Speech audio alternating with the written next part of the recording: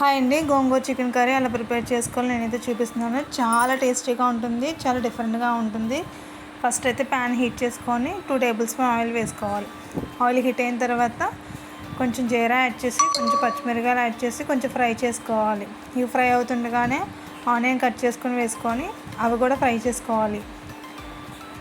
ఇందులో టేస్ట్ సరిపడగా salt add చేసి గోల్డెన్ బ్రౌన్ కలర్ వచ్చేంత వరకు మూత పెట్టుకొని ఫ్రై చేసుకుంటూ ఉండాలి. ఆయిల్ ఎలాగా చూసారా, ఈ విధంగా ఫ్రై అయిన తర్వాత గోంగూర కాడల్లోని ఆకులు తీసి వేసుకోవాలన్నమాట.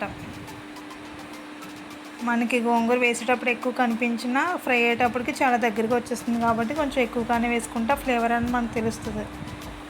చూసారా, అంత వేసినా సరే అంత దగ్గరగా వచ్చింది. ఆయిల్ సెపరేట్ అయ్యేంత వరకు బాగా ఫ్రై చేసుకుంటూ ఉండాలి. మూత పెట్టుకొని ఒక 3 మినిట్స్ ఆయిల్ సెపరేట్ అయ్యేంత వరకు బాగా ఫ్రై చేసుకుంటే బాగుంటుంది. తర్వాత చికెన్ వాష్ చేసి పెట్టుకొని ఆ చికెన్ కూడా ఈ ఆయిల్లో వేసుకోవాలి. బాగా మిక్స్ చేసి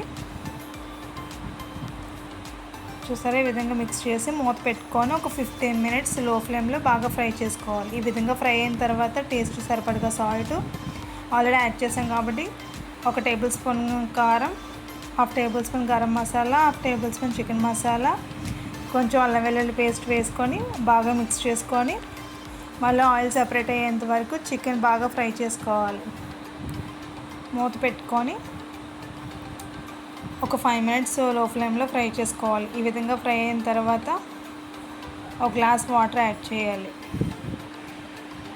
ఇప్పుడే టేస్ట్ సరిపోయింది లేదా అని చెక్ చేసుకొని మూత పెట్టుకొని వాటర్ అంతా దగ్గరికి అయ్యేంత వరకు బాగా కలుపుకుంటూ మధ్య మధ్యలో చెక్ చేసుకుంటూ బాగా ఫ్రై చేసుకోవాలి.